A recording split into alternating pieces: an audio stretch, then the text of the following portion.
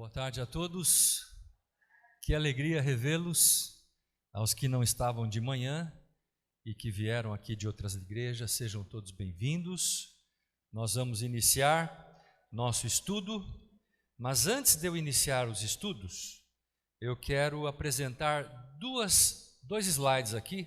Vou pedir que meu assistente ajude. Mostre aí o Centro-White, primeiramente. A página do novo site do Centro-White, aí está.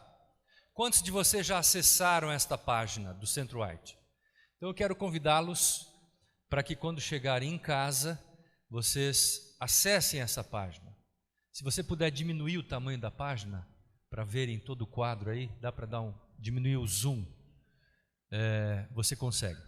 Nós, pela graça de Deus, amigos, temos 5.400 acessos diários nessa página. 72 países acessam essa página diariamente. Eu não tenho dúvidas que muitas igrejas de outras denominações estão usando e acessando esse material, esse site, para poder buscar conteúdos sobre a Bíblia, o Espírito de Profecia. Você vai ter aí um cardápio bem completo de materiais para você pesquisar, trabalhar com a sua igreja, com os seus membros, com os seus anciãos, não é? Então, esse é um material extremamente interessante, tem fotos, sermões, tem teses, tem artigos, tudo o que está aí é para servir a igreja da melhor maneira possível. Vamos ao segundo quadro, por favor. Quantos de vocês conhecem esse aplicativo chamado Bible Plan? Levanta a mão. Bom, os que não conhecem, por favor, eu queria que você acessasse e baixasse. Esse é um aplicativo para o estudo da Bíblia, a Palavra de Deus, com o auxílio dos testemunhos do Espírito de Profecia. Então você lê 3, 4 capítulos da Bíblia e aí tem o comentário daqueles capítulos pelos escritos de Ellen White. Você pode ler ou você pode ouvir o conteúdo. Você vai escolher exatamente como você quer fazer o teu estudo, tá? Bible Plan. E eu vou falar aqui agora brevemente. Esse projeto começou dentro do Centro-White de uma forma muito simples. A gente fez uma reunião com 4 pessoas. Vamos fazer isso? Vamos. Hoje nós temos só desse aplicativo quase 200 mil downloads. E esse aplicativo está em mais de 170 países ao redor do mundo. China, Janela 1040, gente está usando isso. Não me perguntem como, eu não sei responder isso. Você sabe, o Senhor, o Espírito Santo, com certeza, né? Humanamente a gente não sabe. Bom, então podem baixar, partilhar o conteúdo com a sua igreja, e isso será uma bênção para vocês, né? O meu amigo pastor Laércio falou dos brindes. Eu vou mostrar aqui para vocês saberem que a coisa é séria. Nós trouxemos aqui alguns brindes, por exemplo, um certificado de ordenação de Ellen White, tá? Só que ela não foi ordenada pastora, né? Foi ordenada ministra da igreja. A face de Cristo humano, olha que coisa legal. E agora, mais recentemente, deixa eu mostrar aqui uma outra coisinha sobre a face de Cristo. Nós pedimos para fazer a face de Cristo frontal, com base nesta fase, aqui. A gente pediu para um artista profissional da CPB pintar a face frontal, e ele chegou a essa conclusão aqui, ó. É um Cristo não é ocidental, é um Cristo oriental, lá de Judá, de Israel. Depois vocês vão ver, quem sabe você vai ganhar um. E aqui nós temos algumas imagens dos manuscritos de Ellen White, originais, tá? Eu trouxe algumas para vocês. Na verdade são 2 modelos que eu trouxe aqui, tem mais ainda lá no Centro-White. Muito bem, esses são os brindes. Vamos fazer, eu não vou sortear, viu, pastor? Eu acho que nós vamos fazer perguntas aqui, tá bom? Muito bem. Eu queria que você agora pegasse a sua Bíblia no formato que você tiver disponível.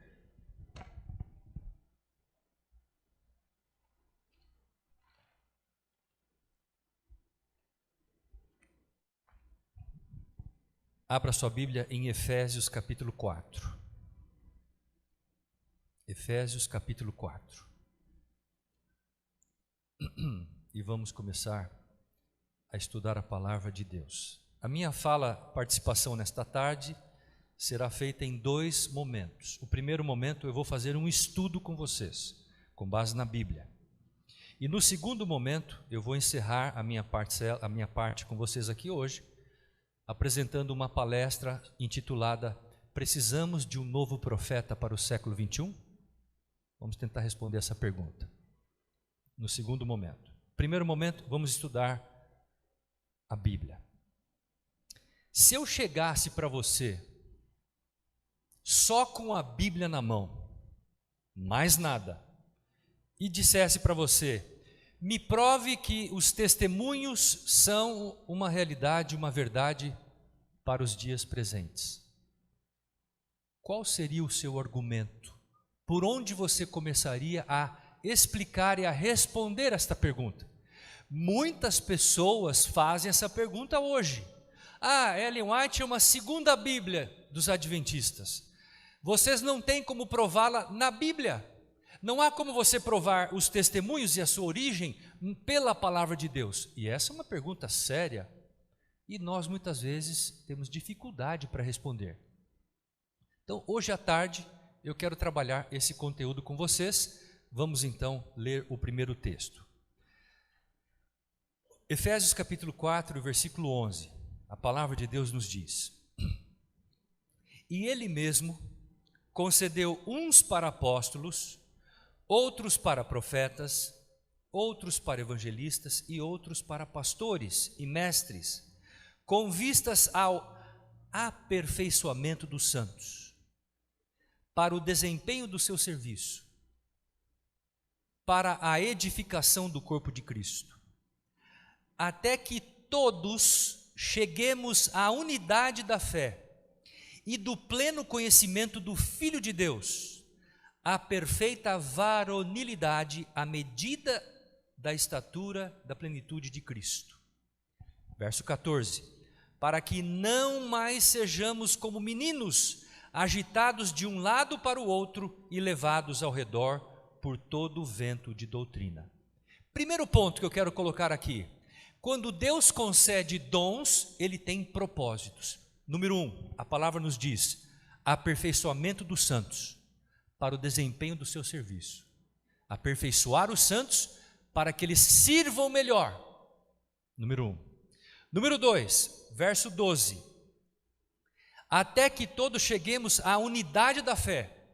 Os dons são dados para preservar o quê? A unidade. Unidade do quê? Da igreja. Para isso Deus concede dons. Então, aperfeiçoar os santos para um melhor serviço, preservar a unidade do povo em frente. E aí o verso 13 diz: e do pleno conhecimento do Filho de Deus. E aí no finalzinho do verso 12, eu pulei aqui, finalzinho do verso 12 diz assim: para a edificação do corpo de Cristo. Então, você tem aperfeiçoamento dos santos, edificação do corpo de Cristo e a unidade da fé. 3 razões Paulo destaca neste texto especificamente, que nós podemos entender que são categóricos para nós podermos justificar a existência de dons na igreja remanescente. E se você olhar aqui, no verso 11 que a gente leu, está escrito assim: e Ele mesmo concedeu uns para apóstolos, outros para o quê? Profetas. Está aí. Está aqui, a palavra profetas aparece aqui. Então, se Deus concede dons para profetas, para apóstolos, Ele tem isso em mente: aperfeiçoar os santos para o melhor serviço, a edificação do corpo de Cristo e a preservação da unidade da fé. para que ninguém seja agitado de um lado para o outro e venha um vento e leve metade da igreja e outro vento leve a outra metade da igreja e a igreja se desune, como muitas vezes acontece. Porém, esta passagem, ela nos mostra algo bastante categórico, mas será que ela é por si justificativa? Para nós entendermos isso, vamos então ler o que está em 1 Coríntios. Abra sua Bíblia. 1 Coríntios, capítulo 1. 1 Coríntios, capítulo 1, Paulo apresenta uma série de argumentos que vão corroborar para entendermos o papel dos dons. E no versículo 7, ele diz assim: de maneira que não vos falte nenhum dom, aguardando vós a revelação do nosso Senhor, o quê? Jesus Cristo, o qual também vos confirmará até o fim, para serdes irrepreensíveis no dia do Senhor Jesus Cristo. Paulo está dizendo assim: até o momento da volta de Jesus, Deus vai conceder dons para que a igreja chegue a esse dia de forma firme e segura. Não faltará nenhum dom para a igreja. Deus concede, Deus prometeu isso para nós. Se há necessidade de algum dom, Deus vai conceder este dom, para qualquer tempo, para qualquer época, não é? Muito bem, agora eu quero ler para vocês um outro texto, vamos a Atos, e talvez este seja o texto mais contundente de todos. Atos capítulo 2, e o versículo 16. Atos 2 e o versículo 16.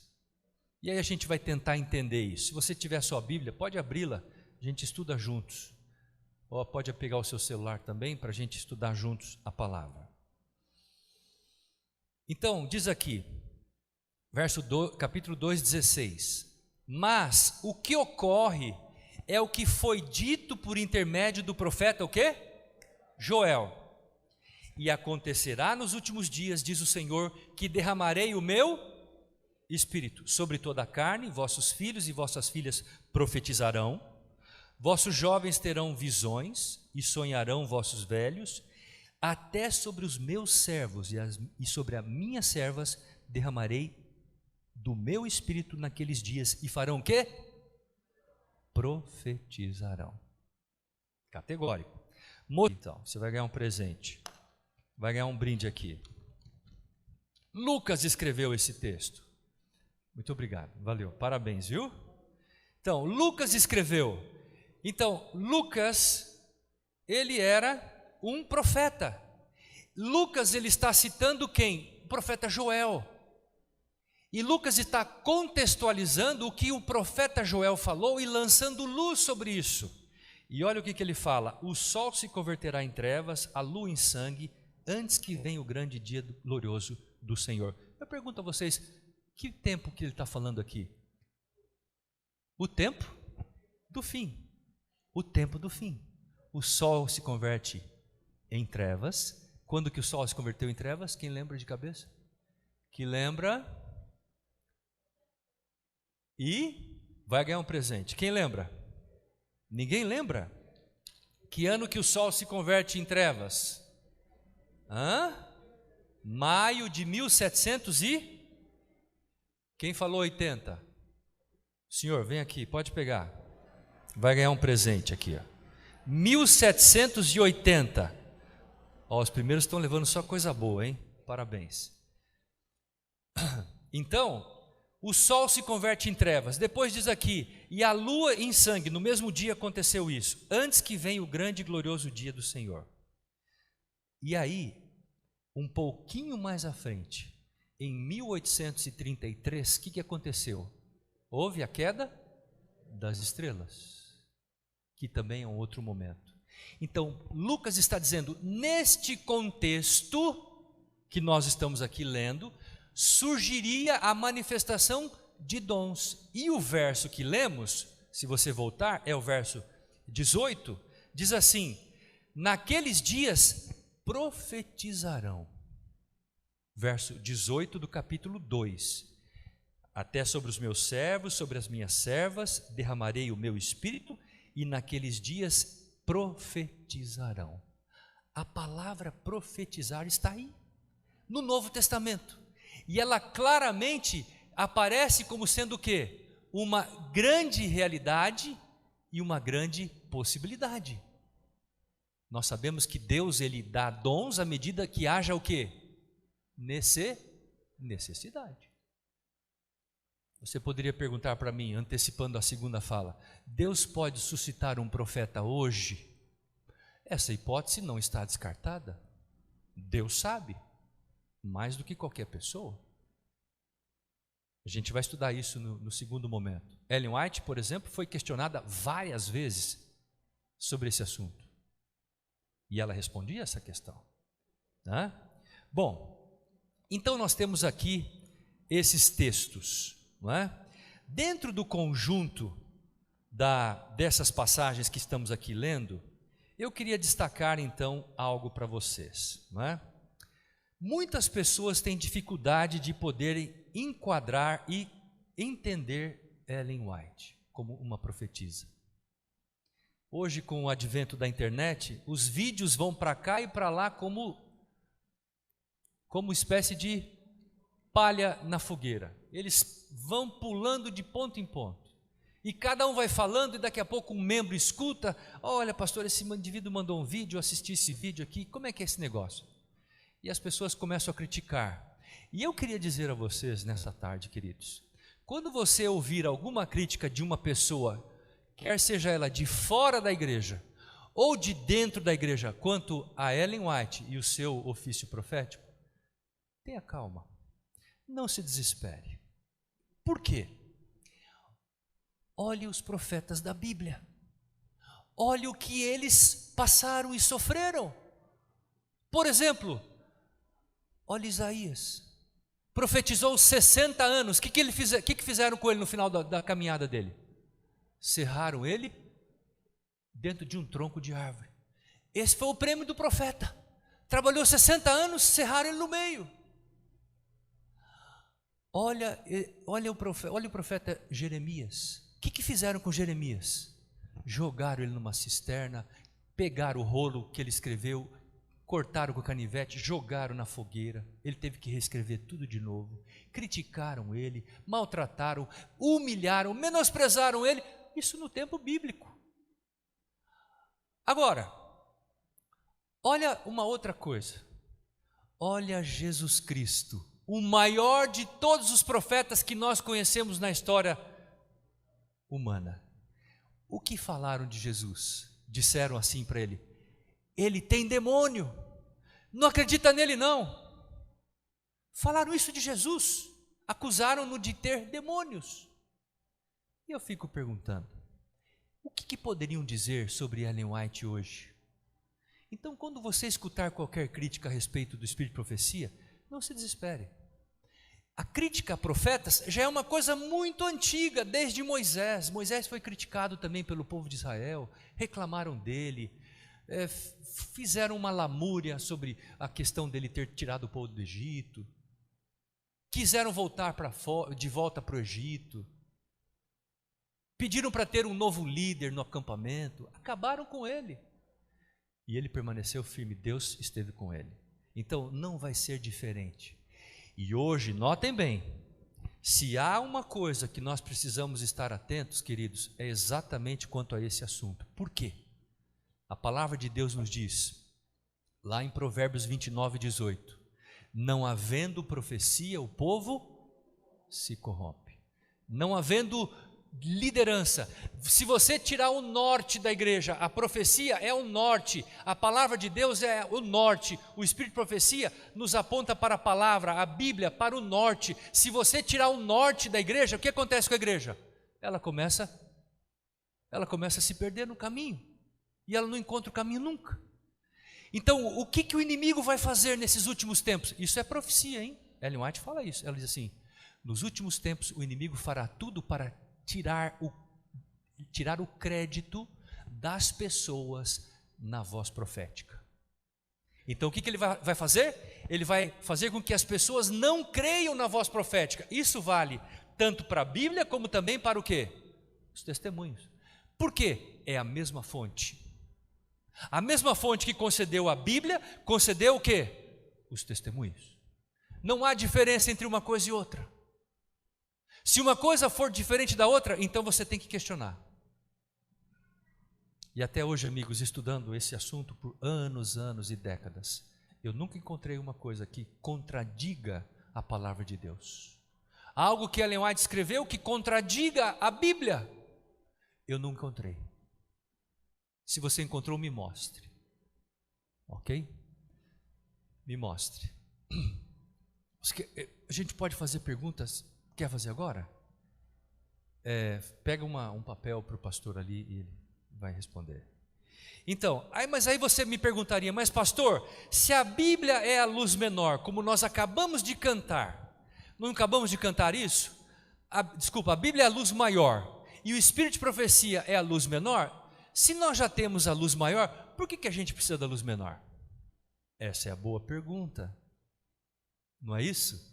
Se a gente tem a Bíblia, a palavra de Deus, por que a gente precisa dos testemunhos? Ellen White tem um texto clássico, amigos. Ela diz assim: se nós tivéssemos feito da Bíblia a nossa única regra de fé e prática, não haveria necessidade dos testemunhos. Ela mesmo reconhece isso, porque Deus inspirou-a para falar isso. Então, se nós tivéssemos feito da Bíblia a nossa única regra de fé e prática, não haveria necessidade dos testemunhos. E aí ela justifica dizendo: mas porque nós não fizemos, Deus concedeu uma luz menor para nos apontar para a luz maior. Agora vem a pergunta: então, pastor, por que Deus concedeu os testemunhos? E eu queria que você tomasse nota, se você quiser tomar nota. Eu anotei aqui algumas coisas. E a Bíblia, na minha concepção, no meu conceito, Deus concedeu os testemunhos com o propósito de, primeiro, ampliar, expandir, esclarecer, facilitar a compreensão da palavra de Deus. Vou repetir: ampliar, depois expandir, esclarecer e facilitar o processo de compreensão do quê? Da palavra de Deus, a Bíblia. Então notem, esses aspectos são determinantes, não é isso? E Ellen White, os testemunhos são dados com esse propósito. No entanto, eles não substituem, não anulam ou complementam a Bíblia. Olha, isso aqui é sério, hein? Então você tem os testemunhos com que propósito? Ampliar, facilitar, não é? Depois eu disse expandir, esclarecer, sem todavia anular e sem substituir o quê? A palavra de Deus. Entenderam isso? Isso é profundo, tá? Isso é bem profundo para nós pensarmos dentro desse assunto, ok? Muito bem, então esses aspectos eu quero colocar de forma bastante clara em relação ao assunto, tá bom? Com relação ao dom profético, Ellen White muitas vezes ela afirmou as seguintes palavras, como por exemplo, eu vou ler aqui para vocês brevemente. Ela diz assim: Ellen White não é a autora desses livros, ela afirmando isto. Conselhos para a Educação 125, ela falando: eu não sou a autora destes livros. Se ela não é a autora, quem é a autora? Quem é o autor? É o Espírito Santo de Deus, né? Depois ela diz assim: eu não escrevo um artigo expressando minhas ideias pessoais. Ela diz: eu não escrevo um artigo sequer expressando as minhas próprias ideias, as ideias pessoais. Daí ela diz assim: nestas cartas que eu escrevo, nos testemunhos que eu dou, estou apresentando-lhes aquilo que o Senhor tem me apresentado. Cartas, conselhos, até mesmo uma carta. E eu queria pensar com você aqui, pense comigo junto aqui agora para a gente raciocinar. Você pode crer que uma carta tem um conteúdo profético? Uma carta pode ter sido inspirada? O que você acha? Você. É possível? Por exemplo, ela está escrevendo uma carta para uma amiga. E ela diz: esta carta que eu estou dando, o conselho que eu estou aqui colocando, não é meu. Não vem de mim, vem de Deus. E eu pergunto, como que uma carta pode ser inspirada por Deus? Ora, você não precisa ir muito longe, vá à própria Bíblia. Paulo escreveu uma carta para o seu melhor amigo. Quem que era o seu melhor amigo? Timóteo. Se Paulo ressuscitasse hoje, ele ia falar assim: nossa, vocês colocaram a carta que eu escrevi para Timóteo na Bíblia? Como cânon sagrado? Por quê? Porque naquela carta escrita a Timóteo, há conselhos, conceitos, orientações para todos os tempos e todas as épocas da humanidade. Uma carta inspirada por Deus. Ela também fez isso. E quando você for um dia ao Centro White, eu quero que você vá lá, por favor, leve esse grupo para lá. O pastor Kalbermatter e a sua equipe. Pastor Maurício, por favor, pastor Maurício, leve o seu grupo para visitar o Centro White. Passar um sábado com a gente. Vai ser uma alegria recebê-los com carinho. Farei a apresentação para vocês todos, vai ser uma benção. Tá? Então, quando você vai ao Centro White, você tem um local chamado cofre, é onde a gente guarda as coisas mais valiosas. No cofre, na parede de entrada, você tem o gaveteiro com todos os originais transcritos, cartas, manuscritos. Quando você vai e faz uma análise entre cartas e manuscritos, eu pergunto, qual a diferença entre cartas e manuscritos? Quem sabe? Valendo um brinde. Quem explica? Qual a diferença literária entre cartas e manuscritos? O manuscrito é quando o Ellen White... Desculpa. Isso. E manuscrito, por exemplo, ela vai escrever alguma coisa sobre a vida de Cristo. Ela não usa carta, ela usa o modelo literário manuscrito. Então ela escreve um capítulo inteiro sobre a vida de Cristo.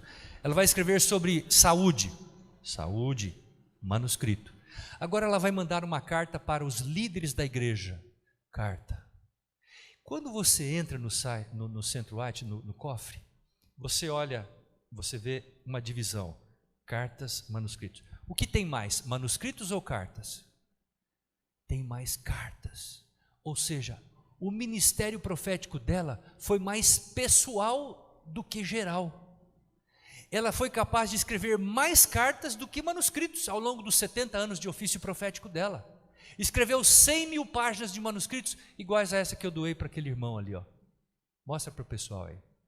Olha aí, ó. Passa para eles verem. Pode passar aqui. Passa aí, ó. Deixa eles verem. Então, é que eu não trouxe mais, eu trouxe só duas dessa aí. Então, ela escreveu 100.000 páginas. Ela nunca colocou o dedo numa máquina de datilografia. Nunca. Aliás, as máquinas de datilografia surgiram na década de 1880. Para ser mais preciso, 83. Quando as suas assistentes literárias começaram a datilografar. Mas ela nunca escreveu. Ela só escrevia à mão. Pastor Stêncio, qual foi a época que ela mais escreveu? Foi a década de 1870, antes da morte do seu esposo. Ela escrevia, em média, 20 páginas de manuscritos por dia. Por dia. 20 páginas de manuscritos por dia. Se você somar o número de palavras que ela escreveu 25 milhões de palavras ao longo dos 70 anos de ofício profético dela. É muita coisa, amigos. Se você perguntar, pastor Stêncio, alguém já leu tudo que Ellen White escreveu? Eu digo para você, não. Ninguém nunca leu tudo que ela escreveu. Não há uma pessoa na face da terra e na história do adventismo. Se você perguntar, Ellen White sabia de tudo que ela escreveu? Não necessariamente. Porque muitas coisas que ela recebia como visão, ela escrevia 3, 4, 5 páginas, narrando o que ela recebeu de visão, registrava aquilo e mandava publicar. As suas secretárias datilografavam. Mas você pergunta, ela lembrava de tudo? Nem sempre. Às vezes as pessoas ficavam esperando ela terminar o processo de visão. Por sinal, quantas visões ela recebeu e sonhos? Quantas visões e sonhos ela recebeu ao longo dos 70 anos de ofício? Ninguém sabe. Não é possível. Quantas visões e sonhos ela recebeu? 2.000 sonhos e visões. 2.000 sonhos e visões. É um dado estimativo. Então, alguns desses sonhos e visões poderiam durar minutos. Outros podiam levar horas. Tá? Por exemplo, ela uma vez teve uma visão. Ela tinha 19 anos de idade. Ela foi visitar a casa, ela combinou, na verdade eu vou contar a história completa, já que vocês são bons alunos. A gente vai aqui até que horas, irmão? Às 6 da tarde. Não é da manhã não, né? Tá bom. Vou fazer uma vigília aqui hoje. No início do seu ministério, ela foi extremamente criticada. Olha bem. Ela surgiu no período, veja como é que são as coisas. Deus suscita um dom na sua igreja, para fundar a igreja. O inimigo faz o quê? Contrafaz o dom. Então, uma ação é feita uma contrafação. Então, nos tempos que ela surgiu, havia pelo menos mais de uma centena de pessoas que se diziam profetas. E esse foi um dos motivos pelos quais ela não quis ser chamada de profetiza. Ela preferiu ser chamada de? Ninguém sabe. Mensageira do Senhor. Ela preferiu ser chamada de mensageira do Senhor e não de profetiza. Por quê? Porque o ofício profético estava em descrédito e as pessoas iam zombar dela. Dois jovens, um chamado Sargent e outro Robbins, começaram a criticá-la. Criticavam ela na rua, nas praças, nas casas. Diziam, aí está mais uma falsa profetisa, aí está mais uma mulher que se diz profeta, mas ela não é profeta. E criticavam, até o dia que ela não aguentou mais, Ellen White. Foi até eles e disseram, escuta, você está me criticando, vocês nunca conversaram comigo, vocês não me conhecem, não conhecem o chamado que Deus me fez. Então eles combinaram para conversar num local. E eles concordaram no horário, no local, e ela pegou a sua amiga, foi de charrete até esse local. Quando chegou naquele local, no horário certo, ela bateu na porta e logo percebeu que os amigos, aqueles críticos, tinham ido embora. Não quiseram conversar com ela. E eles acabaram indo para um outro lugar. Ela voltou à charrete, subiu na charrete e falou para sua amiga, vamos embora. Só que quando ela falou isso, a charrete começou a andar sozinha. E eles não tiveram controle. E a charrete foi 20 quilômetros ao sul do local onde eles estavam combinados para conversar. E de repente a charrete parou em frente de uma casa. Ela entendeu que deveria descer, ela desceu, bateu na porta da casa. Era a casa do irmão Tyre. O irmão Tyre disse, você está aqui? Entre.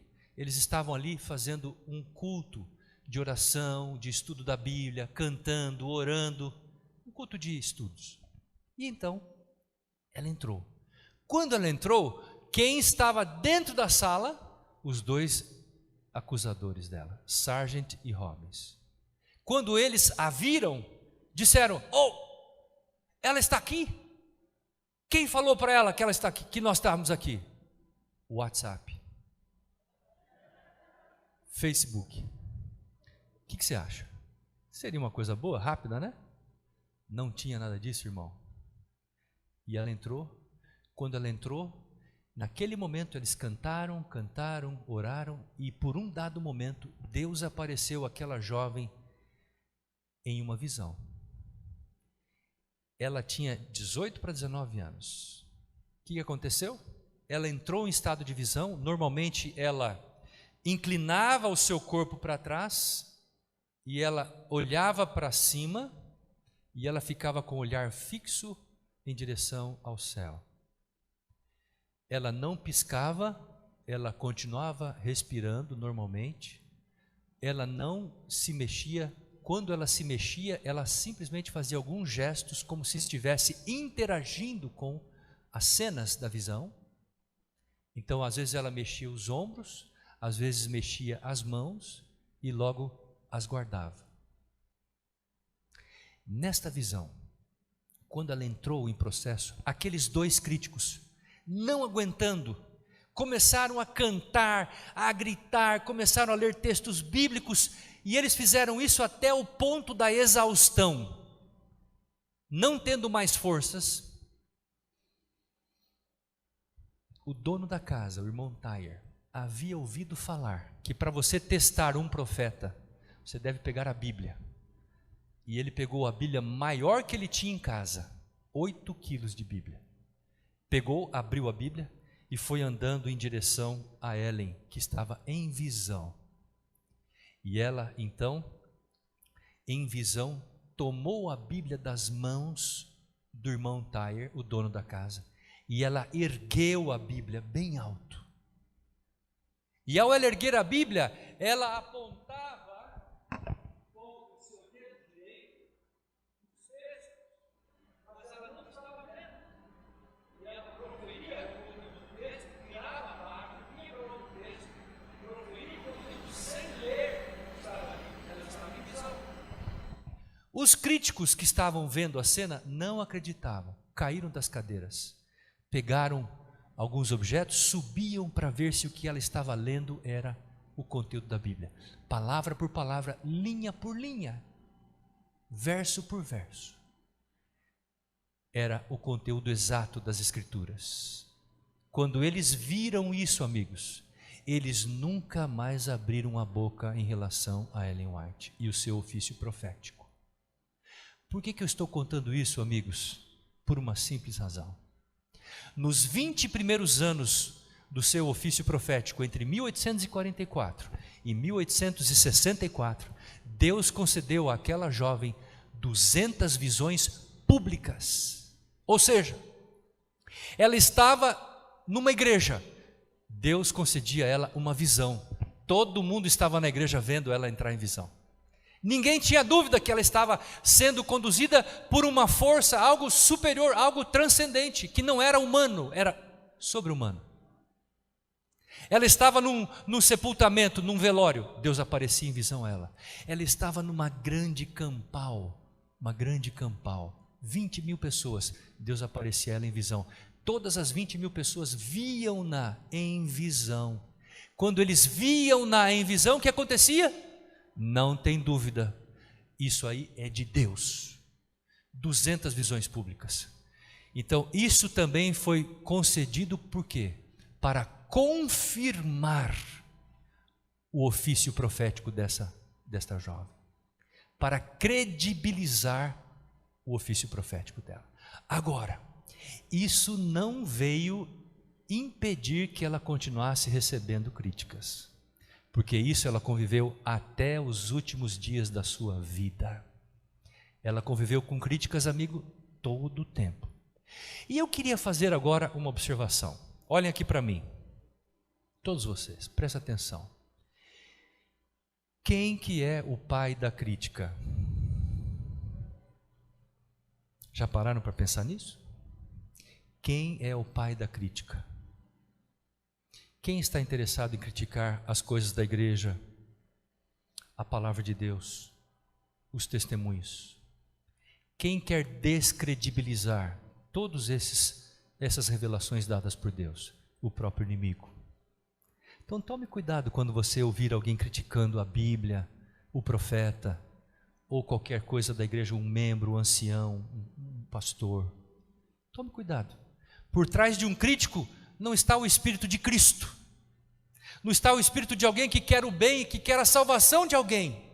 Quando criticamos, nós não estamos dando demonstração que somos cristãos, pelo contrário, nós estamos dando demonstração que estamos do lado do outro exército, o exército do inimigo. Então tome cuidado com relação à crítica. A crítica, ela destrói, e mais do que isso, a crítica, ela quebra a unidade da fé, ela quebra a unidade do corpo de Cristo, ela fragmenta o corpo de Cristo. Muito bem, eu vou encerrar, eu quero voltar com vocês agora, vamos a Jeremias. Bom, pastor, então a gente tem os testemunhos, conforme a Bíblia nos orienta. Conseguimos ver textos que falam sobre Ellen White e a possibilidade de haver dom profético nos últimos tempos, no tempo do fim. Então agora eu quero olhar e fazer uma aplicação. Jeremias capítulo 6. Pastor Estêncio, nós temos tanta revelação, nós temos a Bíblia, só a Bíblia seria suficiente. Mas nós temos os testemunhos, que dá várias Bíblias dentro do testemunho. Mas aí vem a pergunta, por que Deus deu tanto conhecimento para a gente? Por que Deus deu tanta revelação? Porque Ele não quer que ninguém se perca. E eu vou falar agora uma coisa aqui em alto e bom som para vocês. Abram bem os ouvidos do seu entendimento. Se qualquer um de nós que aqui estamos e aqueles que estão nos ouvindo pelo YouTube e outras mídias, se qualquer um de nós vier a se perder em direção ao caminho que conduz à Canaã celestial, não terá sido por falta de orientação e instrução da parte de Deus. Nós temos revelação suficiente para conduzir com segurança a igreja de Deus até chegarmos à Canaã celestial.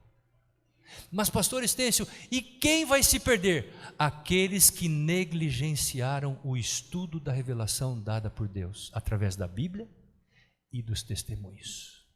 Aqueles que não estudam, aqueles que fazem de conta, aqueles que perdem o seu tempo com outros entretenimentos e substituem o estudo da palavra por outras coisas, o tempo de estudo por outras coisas, esses estão colocando a sua salvação em jogo. Em jogo. É isso que está em jogo, meus queridos, a sua salvação. É isso. Agora, tão grande quantidade de conhecimento, e muitas vezes o que a gente faz? Vamos ler o que a Bíblia fala? 6 de Jeremias, e o verso 16. A palavra diz assim, vamos ler o versículo 10 primeiro, vamos ler o 10, depois a gente vai para 16. A Bíblia diz assim, a quem falarei e testemunharei para que me ouçam? Eis que os seus ouvidos estão o quê? Incircuncisos, e não podem ouvir. Eis que a palavra do Senhor é para eles como o quê? Coisa vergonhosa, não gostam dela. Será que isso se aplica à nossa realidade no século 21? Vamos parar para pensar um pouquinho? Olha o verso 16 agora. Assim diz o Senhor, ponde-vos à margem do caminho e vede, perguntai pelas veredas antigas, qual é o bom caminho, andai por ele e achareis descanso para a vossa alma. Mas eles dizem, não o quê? Não andaremos. Verso 17, também pus atalaia sobre vós, dizendo, estai atentos ao som da trombeta, mas eles dizem o quê? Não escutaremos. Deus concede tanta revelação, tanta graça, tanto amor, não ouviremos. Deus dá o tom da trombeta, Deus anuncia, olha, vai acontecer isso, as profecias estão se cumprindo, não escutaremos. Às vezes, como eu disse hoje de manhã, queridos, nós podemos estar com a nossa mente anestesiada. E se esse é o caso de alguém que está aqui nesta tarde, eu queria dizer, você não está perdido.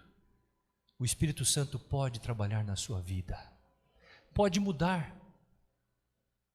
pode trazer novo vigor para você, ajudar você a focar naquilo que é eterno, não naquilo que é terreno. O Espírito de Profecia tem um texto que diz assim, quando Jesus Cristo vier, muitos estarão com as suas raízes tão arraigadas na terra, que quando Ele vier, não conseguirão desarraigar delas, para subir com Ele para a eternidade, porque colocaram tanta sua esperança nas coisas desse mundo, que não tiveram condição de poder ir para a Canaã celestial. A Assim é, queridos. Mas vamos ler mais um pouquinho. Abra sua Bíblia no capítulo 7 de Jeremias. Capítulo 7, verso 23. Olha o que o profeta Jeremias diz. Como é bom estudar a Bíblia, não é? É bom ou não? Absolutamente. A palavra diz assim, 7:23 de Jeremias: mas isto lhes ordenei, dizendo: dai ouvidos à minha voz, e eu serei o quê? O vosso Deus, e vós sereis o meu povo. Andai em quantos caminhos? Ei, vamos parar um pouquinho. Deus está dizendo: andai em todo o caminho, não é só na metade do caminho. Ah, pastor, eu faço isso, mas isso aqui eu não faço, pastor. A Bíblia está dizendo assim: andai em todo o caminho, em toda a revelação. E olha o que vai dizer mais aqui à frente. Diz assim: andai em todo o caminho que eu vos ordeno, para que vos vá bem. Mas não deram ouvidos, verso 24, nem atenderam, porém andaram nos seus próprios conselhos e na dureza do seu coração maligno. E agora vem o texto: andaram para onde? Para trás e não para diante. Quando nós andamos nos nossos próprios caminhos, quando nós andamos nos nossos próprios conselhos, o que acontece com a gente? A gente começa a andar para onde? É isso. Anda de acordo com os seus conceitos, com as suas forças, muito tempo, vai ver o que vai acontecer. Não conversa com Deus, não consulta a Deus, não ora, não estuda, você vai começar a andar para trás. E eu faço uma pergunta a vocês: o que acontece com alguém que anda para trás? Por que vai cair? Por que vai cair? Porque não consegue o quê? Enxergar para onde está andando, irmão. Quem anda para trás está sujeito a cair no chão, porque não está vendo o que está por trás. Deus orienta-nos a andarmos para frente, para cima. Mas quando a gente diz: eu não vou escutar, eu não vou andar para frente, eu quero andar de acordo com os meus próprios conselhos, você começa a andar para trás. É isso, a palavra de Deus é clara. E agora, verso 25: desde o dia que os vossos pais saíram da terra do Egito até hoje, enviei-vos o quê? Todos os quê? Os meus servos quem? Olha que coisa bonita esse texto. Eu enviei os meus servos, os profetas, desde o Egito. Eu enviei os meus servos, os profetas. Todos os dias, começando de madrugada, eu os enviei, mas não me destes ouvidos, nem me atendestes, endurecestes a cerviz e fizeste pior do que os vossos pais. Verso 27, dir-lhe-ás, pois, todas essas palavras, mas não te darão ouvidos, chamá-lo-ás, mas não te responderão. Verso 28, dir-lhe-ás, esta é a nação que não atende à voz do Senhor, seu Deus, e não aceita a disciplina. Já pereceu, e a verdade foi eliminada da sua boca. Amigos, essa não pode ser a nossa experiência, sob hipótese alguma. O texto de Jeremias é um texto que a gente aprende por... Como que a gente aprende? Aprende por contraste. Por contraste. Nós não queremos seguir este caminho que o povo de Israel seguiu no tempo de Jeremias. Nós vamos andar de acordo com a revelação profética. Nós vamos andar de acordo com o assim diz o Senhor. E detalhe, vamos andar em todo o caminho. Em todo o caminho. Que Deus abençoe você e a mim também. Que Deus nos dê a graça, a alegria de nós termos a honra de continuarmos a nossa caminhada firmes em direção à Canaã celestial. Tome nota das suas perguntas, daqui a pouco nos encontramos novamente.